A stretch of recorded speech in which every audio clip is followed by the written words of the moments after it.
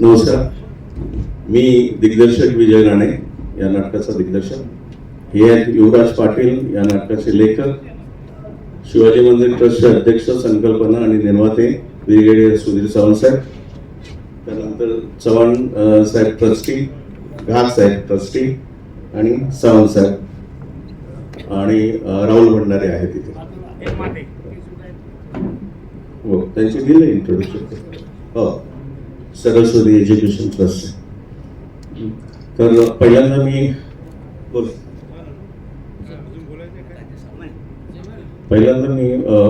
यांना देतो. तुम्ही विचारा प्रश्न जे काय विचारत ते सावंतांकडे मी. ओके, आपण बोलू शकता. आपल्याला काही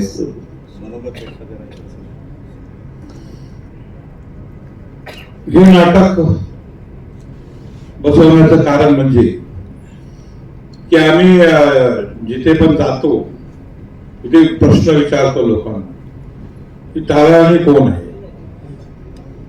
तर ह्या महाराष्ट्रात असंख्य लोकांना त्याची माहितीच नाही. म्हणजे 27 वर्ष औरंगजेब बरोबर जो लढा झाला, संभाजी महाराजांपासून राजाराम महाराज आणि ताराराणी, जवळजवळ 27 वर्ष लढा झाला. त्यात औरंगजेबचा पूर्ण पराभव झाला. ताराराणीच्या काळात ते इथेच आपल्या प्राण त्याग केला आणि इथेच त्यांचं गाडलं पण गेलं. आणि ते विषय काही कोणाला माहित नाही, कारण हे अप्रतिम लढाई 27 वर्ष एवढी मोठी घनघोर लढाई झाली आणि त्यात ताराराणी यांनी सांभाळला शेवटचा काळ. तर जगातली सर्वात एक महिला योद्धा म्हणून त्यांचं नाव झालं पाहिजे होतं. आणि या भारतामध्ये त्यांचा इतिहास सुद्धा प्रत्येक वर्गामध्ये शिकवला पाहिजे होता, पण तो झाला नाही. कारण महिलांना ज्याप्रमाणे वाजवलं गेलं आणि ज्याप्रमाणे त्यांचा प्रचार केला झाला तो अल्पसा राहिला. आणि म्हणून आम्ही हा विषय लोकसभेत सुद्धा मांडला होता. आणि त्यावेळेला आम्ही विचारलं प्रश्न की ताराराणी जर एवढ्या मोठ्या लढवय्या होत्या तर आज मुली सैन्यात का नाहीये. आणि तातडीने पंतप्रधानांनी आणि सर्व पक्षाच्या अध्यक्षांनी याला पाठिंबा दिला आणि महिला तेव्हापासून सैन्यामध्ये यायला सुरुवात झाली.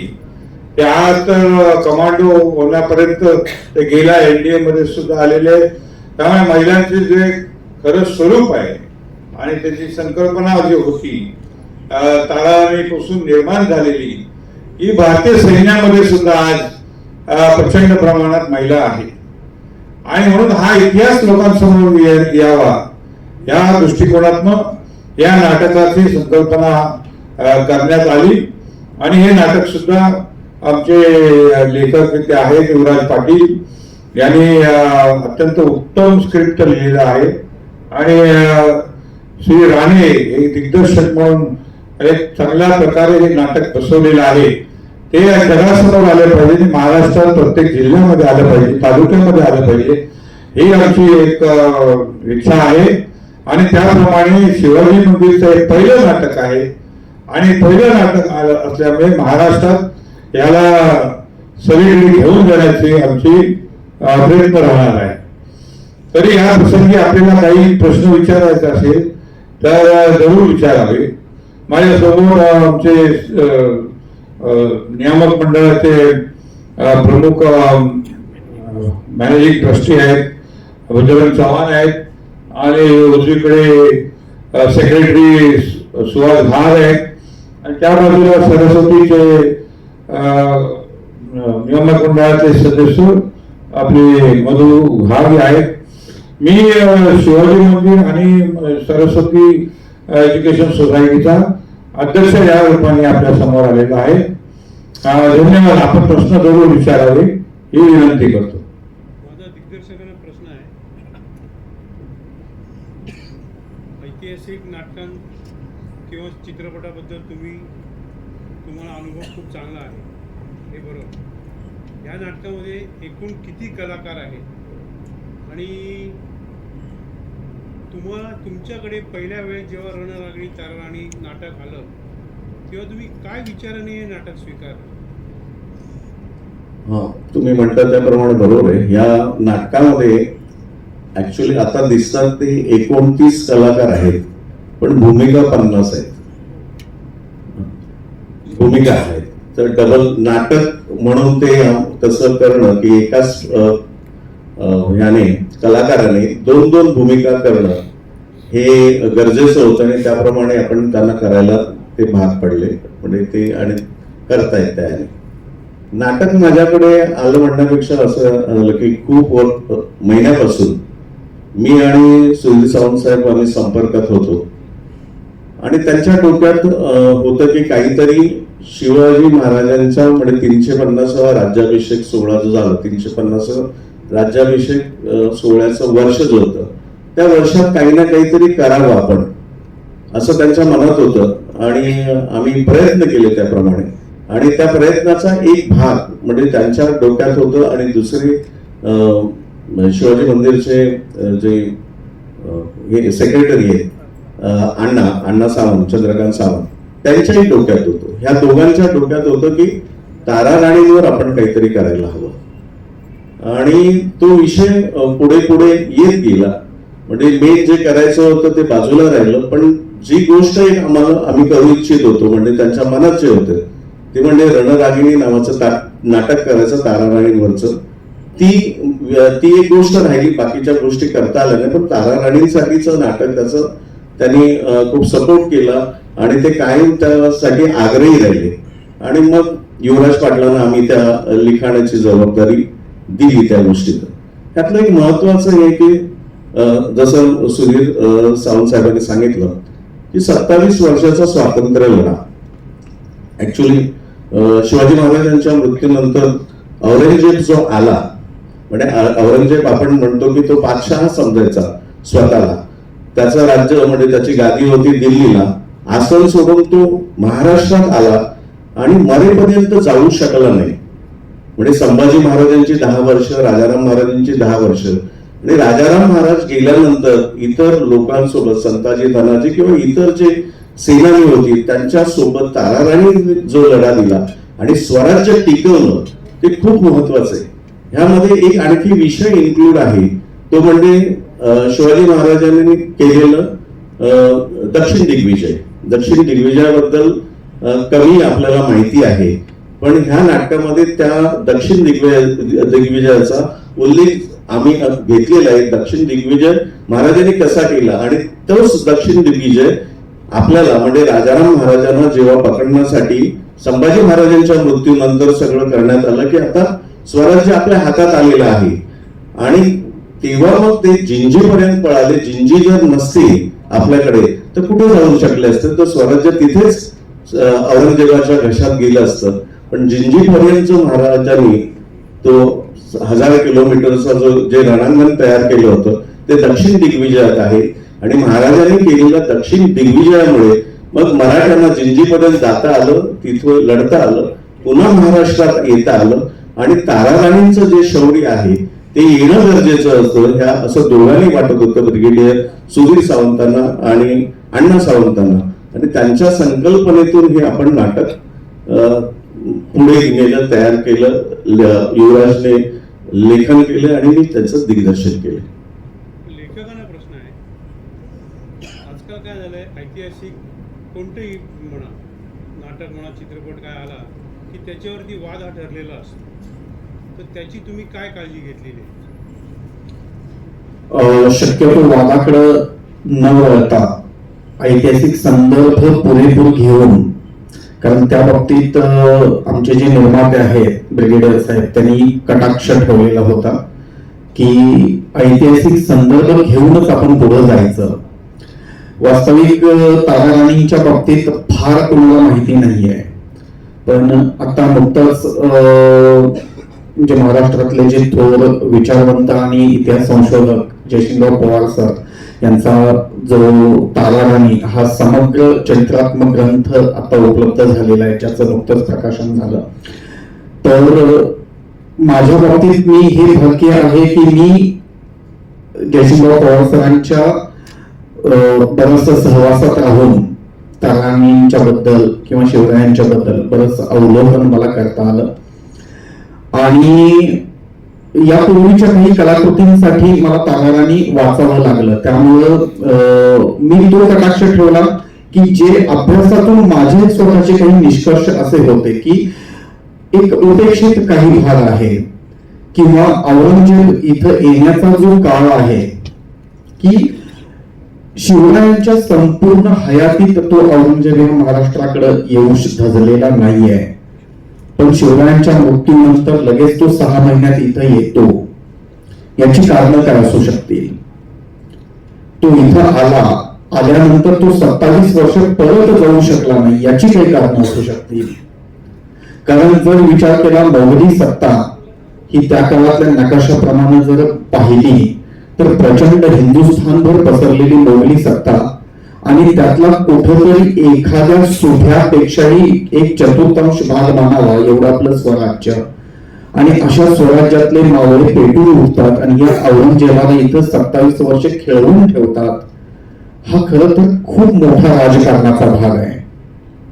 तर या गोष्टीकडं ऐतिहासिक तथ्यांच्या आधारे पाहिलं गेलं पाहिजे, कुठलीही चमत्कृती म्हणून नाही. आणि ह्या तथ्यांच्या आधारे जर पाहिलं गेलं तर खूप काही ऐतिहासिक मूल्य आपल्याला सापडतात जी आपल्याला नाटक पाहिल्यानंतर लक्षात येतील. त्यामुळे त्याचा उल्लेख मी आता करत नाही, पण ते पाहिल्यानंतर आपल्याला नक्कीच कळेल. पण ऐतिहासिक तथ्य समोर ठेवूनच आम्ही ही मांडणी केली, एवढं मात्र आता फक्त सांगतोय मी. माझा एक विजय साहेबांना प्रश्न आहे. हे नाटक तुम्ही कोणाला दाखवणार आहात का? वादविवाद घडू नयेत म्हणून. कुणाला म्हणजे नाही, याच्यात वादविवाद होण्याचा काही प्रश्नच नाही, कारण हे सत्य गोष्ट आहे. याच्यात ऐतिहासिक दृष्ट्याच हे केलेलं. आणि एक मला सांगायचं आहे जे मी विसरलो की हे 350 वर्ष तारा राणीच्या जीवनाचे झालेले आहे, तर त्याचं सुद्धा सेलिब्रेशन झालं पाहिजे असं मी सरकारकडे मांडलंय आणि सगळ्यांकडे मांडलेलं आहे. त्यामुळे याच्यात काय वादविवाद कुठे होणार नाही याचं मला खात्री आहे. नाही तसंच छावाबद्दल पण झालं की भुतेकरांनी तो प्रसंग दाखवला आणि नंतर त्याच्यावरनं काही वाद झाला, मग शेवटी त्यांना काढायला लागला, तो काही भाग वगळायला लागला. तर तसं तुम्ही कोणाला निमंत्रण देणार आहात का किंवा दिलं आहे का? नाही, आता नाट्य क्षेत्रातल्या लोकांना आम्ही बोलवलं, त्यांनी बघितले, लिखाण सुद्धा बघितले, सगळं चिकित्सा केलेली आहे आणि मी सरकारला सुद्धा त्याचं स्क्रिप्ट दिलेलं आहे बघण्यासाठी, काही असेल तर सांगा म्हणून. पण असं आम्हाला काही कुणाकडून एक निगेटिव्ह असं काय आलं नाही. जे तुम्ही म्हणता छावामध्ये जे झालंय त्यात ऐतिहासिक सत्यापासून जरा दूर जाऊन त्यांनी काहीतरी घटना घडलेल्या आहेत आणि त्याच्यावर ऑब्जेक्शन आलेलं आहे, म्हणजे नाचगाणी जे काय असतील. कारण संभाजी महाराज हे आम्हाला आदर्श आहेत आणि म्हणून त्यांचं जर काही चुकीचं दाखवलं तर निश्चितपणे त्याला विरोध होईल. आणि तशा प्रकारे काही या नाटकामध्ये आमच्याकडनं झाले नाही. फक्त इतिहास आम्ही घेतला आणि इतिहास काय अनेक वर्ष आम्ही त्याचा अभ्यास करत होतो या इतिहासाचा, आणि इतिहास घेतला आणि त्याचा छत्रपती शिवाजी महाराजांनी जो संकल्प केला होता की औरंगजेब आल्यावर त्याला कसं लढायचं, त्यांनी ते पूर्ण योजना केली होती. म्हणून दक्षिण दिग्विजय त्यांनी केला होता. जिंजीमध्ये आपलं एक नवीन असं राज्य त्यांनी बनवलं होतं, जिंजी प्रमुख ठेवून. आणि जिंजीचा तुम्ही जर बघितला तर अगदी वेगळ्या पद्धतीचा तो किल्ला आहे, म्हणजे 3 किल्ल्याचा एक किल्ला झालेला आहे. आणि तिथे जवळजवळ 9 वर्ष, मला वाटतं नाही 8 वर्ष तरी राजाराम महाराज लढले त्या भागात. तर अशा प्रकारे तो विषय ऐतिहासिक लेखकाने अत्यंत सावधपणाने मांडलेला आहे आणि त्यामुळे कुठे आपल्याला कोणता विरोध होईल का काय स्टेटमेंट होईल असं वाटत नाही.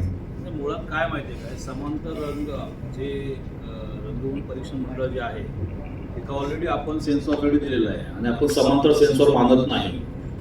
कोणाला दाखवावं तर मग आपल्याला सर्टिफिकेशन येणार, याच्यात आम्हाला विश्वास नाही. आम्ही महाराष्ट्र शासनाच्या जो विभाग आहे रंगभूमी परीक्षण मंडळ, त्या मंडळाकडे आम्ही ती स्क्रिप्ट दिलेलं आहे आणि युवराज पाटलांनी ज्या पद्धतीने संदर्भ दिलेले आहे, ज्याला काहीतरी संदर्भ आहे, ज्याला इतिहासाचे काहीतरी पाठपुरावे, ते गृहीत धरूनच आपण नाटक लिहिलेलं आहे नाटक फॉर्ममध्ये. त्यामुळे कोणाला तरी दाखवावं मग ते आपल्याला ठरवणार हे चांगलं आहे की हे वादग्रस्त आहे.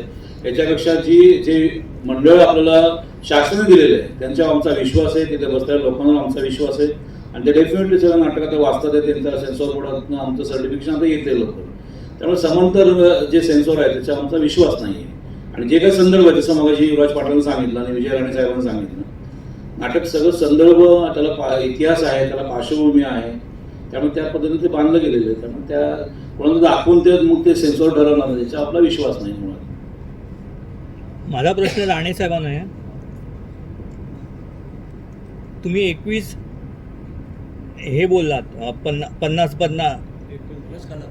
कलाकार, त्याच्यात 21 हे आहेत 29 कलाकार आहेत, पण 21 कलाकार डबल रोल करतायत.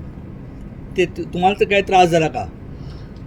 नाही, काय त्रास तसा नाही झाला मला. कारण एका याच्यामध्ये कसं होतं, नाटक हा फॉर्म असल्यामुळे आता हा जो प्रवास आहे त्यांचा महाराष्ट्रापासून जिंजीपर्यंत जायचा आणि पुन्हा जिंजीहून महाराष्ट्रात यायचा, तर त्याच्यामध्ये आम्हाला त्रास झाला तो फक्त लोकेशनचा. कारण सीन 2 तास 2.5 तासाचं नाटक, त्याच्यामध्ये जेव्हा राजाराम महाराज निघाले पहिले, ते रायगडावरून पुढे पन्हाळ्याला थांबले, त्याच्यानंतर मग पुढे गेले. ह्या जानकीबाई, ताराराणी ह्या महाराष्ट्रात होत्या, त्या एकटेच प्रवास करत होते. नंतर त्या गेल्या, मग त्यांचा प्रवास आणि हे सगळं, ही सगळी लोकेशन दाखवता वेळी थोडासा आम्हाला त्रास झाला. कॅरेक्टर रिपीट करता वेळी तसा काही त्रास झाला नाही, लोकेशनसाठी म्हणून झाला. त्यामुळे रंगमंचाचं थोडं मर्यादा येते, पण बाकी तसा काही त्रास झालेला नाही. त्या कलाकारांची निवड कशी करण्यात आली? कारण आपण नाटक म्हणतो तर आपल्याला तेवढा वेळ इन्व्हेस्ट करावा लागतो, प्रत्येक कलाकाराने तेवढा वेळ द्यायला हवा ना, तर त्याची निवड कशी तुमची? एक म्हणजे मी खरं अभिमानाची गोष्ट आहे मराठी रंगभूमीसाठी. मराठी नाटक म्हटलं की नाटक करणाऱ्या लोकांमध्ये जो अभिमानाने करतो ती सगळी टीम माझ्याकडे आहे. म्हणजे ते असं आहे की खरंच ती सगळी टीम आहे. म्हणजे तनिषा आहे, ती नकलस सारे घडले जे आता नाटक चालू आहे त्याच्यामध्ये काम करते. सुनील गोडबोले आहेत, सुनील गोडसे, त्याच्यानंतर इतरही कलाकार मंडळी आहेत. ही सगळी जी आहेत ती नाटकच आम्हाला करायचं आहे म्हणून ती ह्या नाटकात आहेत. म्हणजे खरं सांगू का तुम्हाला, ह्या नाटकाची रिहर्सल सकाळी 10 वाजता सुरू होते आणि रात्री 10 वाजता संपते. एवढ्या डेडिकेशनने मला नाही वाटत पुढे करतं काम. कारण 5 वाजेपर्यंत आम्ही नाटकाची रिहर्सल करतो आणि 5 नंतर ते काही लढाया दाखवतो. आपण नाटकात लढाया का कशाला, नाटक म्हणून फॉर्म तो तयार करायला पाहिजे. पण सगळीकडे आता जसं बदल होतो तसा बदल आपल्याला नाटक ह्या स्वरूपात पण नाटकामध्ये पण व्हावा आणि कुठेतरी थोडंसं ते ग्रँजर स्वरूप यावं त्याला, अशा ह्याने आम्ही काही लढाया पण आहेत. आणि म्हणजे मला सांगावंसं वाटेल आणि हे मुद्दामून सांगतो मी की त्या 2 जुल्फिकार खानासमोर त्या 2 चिमुकल्या वाटणाऱ्या म्हणजे हाईटने कमी असलेल्या जुल्फिकार समोर यसुबाई आणि जानकीबाई, पण त्या दोघांची लढाई आहे जुल्फिकार सोबत.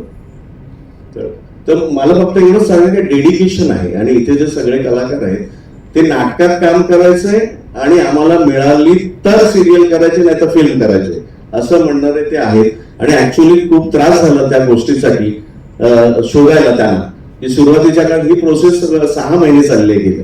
कारण कित्येक कलाकार येत होते पण त्यांच्या सिरियलच्या तारखा यामुळे ते यायचे 2 दिवस रिहर्सल करायचे आणि निघून जायचे.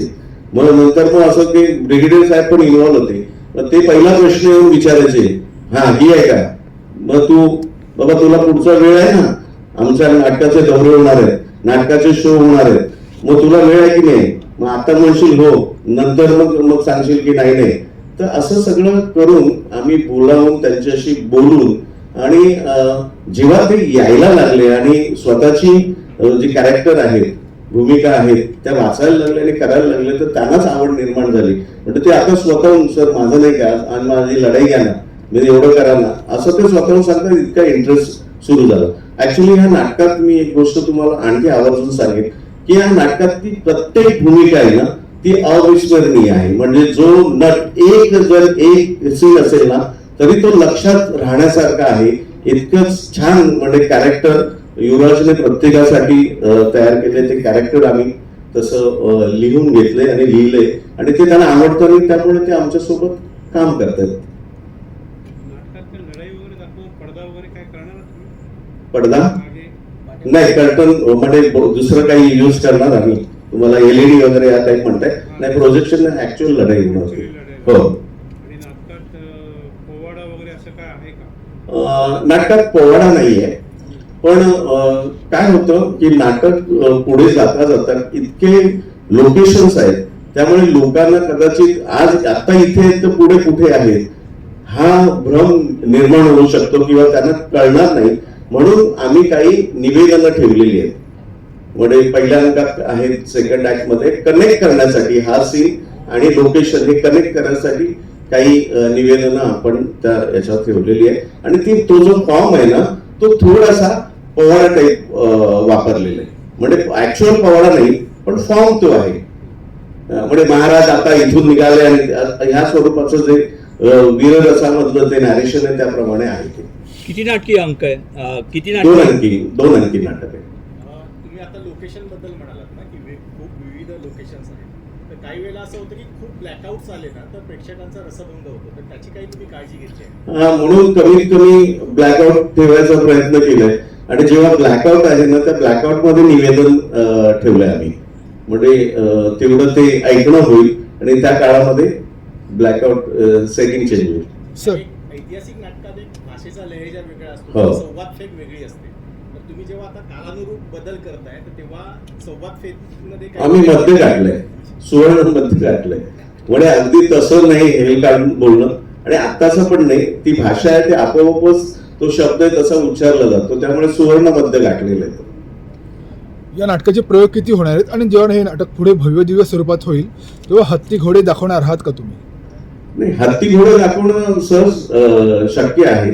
जर महानाट्य या स्वरूपात जर ब्रिगेडियर साहेबांना वाटलं की महानाट्य स्वरूपात करू तर महानाट्य करणं काही हे नाही, सोपं आहे. ते होऊ शकतं. ते हे नाटक जे आहे हा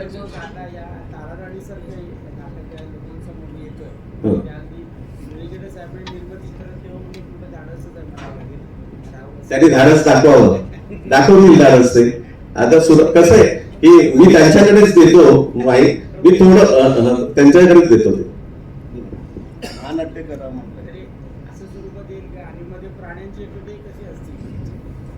नाही, बेसिकली कसं झालं की हे नाटक करावं आहे. आमचे जनरल सेक्रेटरी अण्णा सावंत यांनी मला ते पुस्तक दिलं म्हणजे जे तारा आणि वर, आणि त्यानंतर आम्ही दोघांची चर्चा पर्यंत झाली.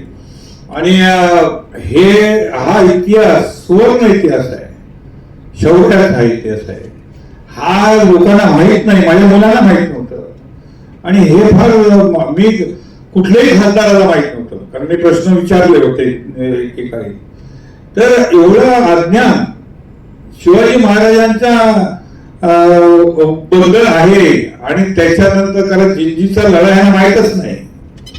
आणि मी इथे रेकोजी राजांचे वंशज जे आहेत त्यांनाही बोलवलं होतं शिवाजी मंदिरमध्ये. ते आम्ही त्यांचा देहचित्र पण लावलेलं आहे खाली, तुम्ही जर बघितलं तर त्या लोकांनाही या नाटकाची फार आवड होती, गरज होती की हे कनेक्शन आपल्या मध्ये झालं पाहिजे. कारण जिंजी कुठे आहे? तामिळनाडूमध्ये आहे आणि तिथे कोणीच गेलेलं नाही. आता अलीकडे बरेच लोक म्हणतात की आम्हाला जायचंय तिकडे, जिंजीला जायचंय, तंजावरला जायचंय असं म्हणायला लागले.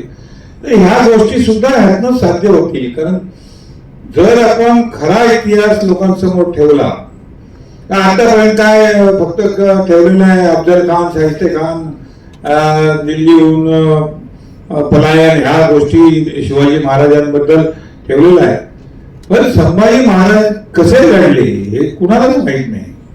राजाराम महाराजांच्या तो लढवाया होते, 11 वर्ष ते औरंगजेबशी लढले, हे माहीतच नाही ना लोकांना.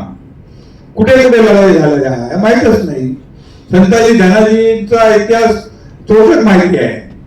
आणि ताराराणीने उठून एवढा मोठा धैर्य दाखवलं की त्यांनी त्याचे हल्ले हिंदुस्थानभर होते. ढाक्याला हल्ला केला, हैदराबादला केला, कर्नाटकमध्ये, तामिळनाडूमध्ये केला. असं त्यांनी ज्या वेळेला, कारण औरंगजेबचं काय होतं, किल्ले सर करायचे आणि म्हणून ते किल्ल्यावर हल्ले करायचे. आणि मराठे सुद्धा किल्ल्यामध्ये शेवटपर्यंत लढायचे आणि मग किल्ला देऊन टाकायची. ही गोष्ट माहीत नाही आहे. पण अशा प्रकारचा इतिहास जो आहे, मी तर हॉलिवूडमध्ये, नेटफ्लिक्समध्ये सुद्धा कॉन्टॅक्ट केलं होतं की हा इतिहास तुम्ही दाखवा, कारण it is a international subject. म्हणजे अशा प्रकारे कधीच लढाई झाली नाही, कुठेही झाली नाही. आणि आपला इतिहास हा पूर्ण जगाला दाखवायची हे आम्हाला एक अम्बिशन आहे. आणि म्हणून हे नाटक केलेलं आहे 350 वर्ष ताराराणी जयंतीच्या समयी. आणि त्याच्या पुढे महानाट्य असेल किंवा हॉलिवूडमध्ये नाटक असेल की पिक्चरायझेशन असेल, हे झालं पाहिजे. हा सगळा प्रयत्न आपण करणार आहोत.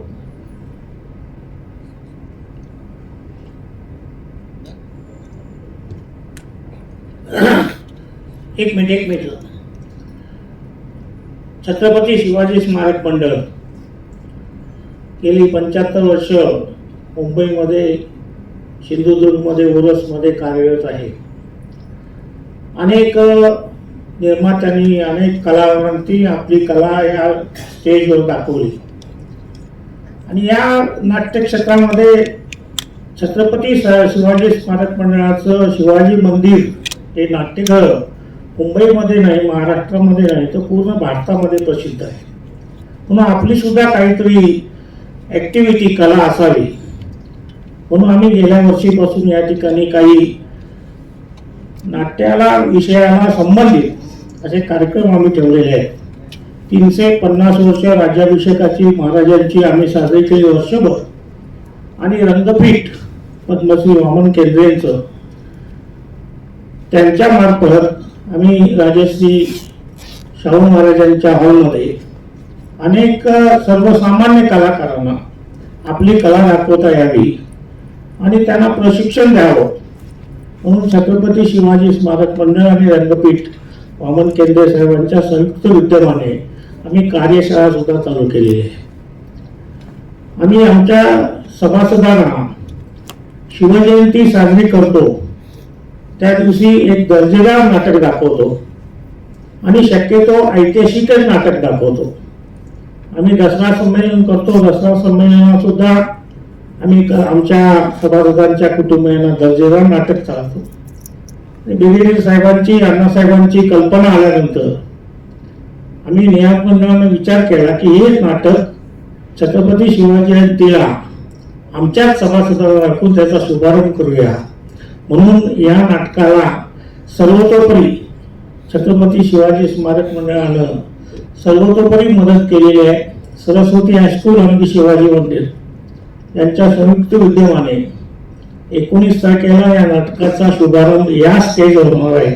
तेव्हा आपण सुद्धा सर्वांनी यावं असं मी आपल्याला जाहीर आमंत्रण देतो. धन्यवाद.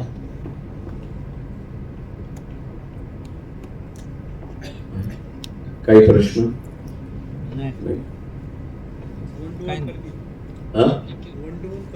हा, धन्यवाद. आपण सगळे आलात. हा, विचार मला. हा,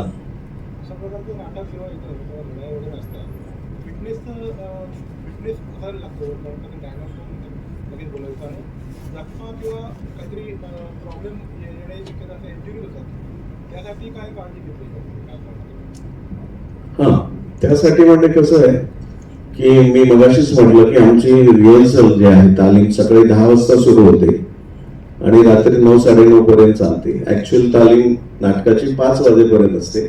आणि त्यानंतर फिटनेससाठी म्हणून आम्ही एक ट्रेनर ठेवलेला आहे जो व्यायाम करून घेतो त्यांच्याकडनं आणि लढाईचे हे सगळे तालीम असते त्याच्यामध्ये आणि ती दररोज असते. म्हणजे आता पण आज संध्याकाळी तो येणार आहे नाटक, जो 19 तारीख सुरू होणार आहे आणि त्याच्या देखरेखीखाली ते फिटनेसचं पण आपण ट्रेनिंग देतो त्या लोकांना, असं आहे. वास्तवात नाटक करताना काही इंजुरीज वगैरे घडल्या, काय झालं तर काय करणार? इंजुरीज वगैरे घडल्या तर फर्स्ट एड आहे किंवा म्हणजे तुम्हाला असं म्हणायचं की डॉक्टर ठेवायला पाहिजे, अँब्युलन्स ठेवायला पाहिजे, असं काय का? काही होता होऊ शकतं ना. नाही, होऊ शकतं ना. काय म्हणजे अगदी चालता चालता माणूस पडतो. त्यामुळे स्टेजवर काळजी घेणं हे महत्वाचं आहे. त्यांना जेवढं ट्रेनिंग सगळ्या गोष्टीसाठी हवं, म्हणजे अगदी चालण्यासाठी पण जर काही असेल एखादी लढाई त्याच्यासाठी आणि फिजिकल त्यांचं फिटनेस असावा यासाठी आम्ही ट्रेनिंग देतोय इथे. धन्यवाद, आपण सगळे आलात त्याबद्दल आम्हा सगळ्यांतर्फे आपले खूप खूप आभार. थँक्यू.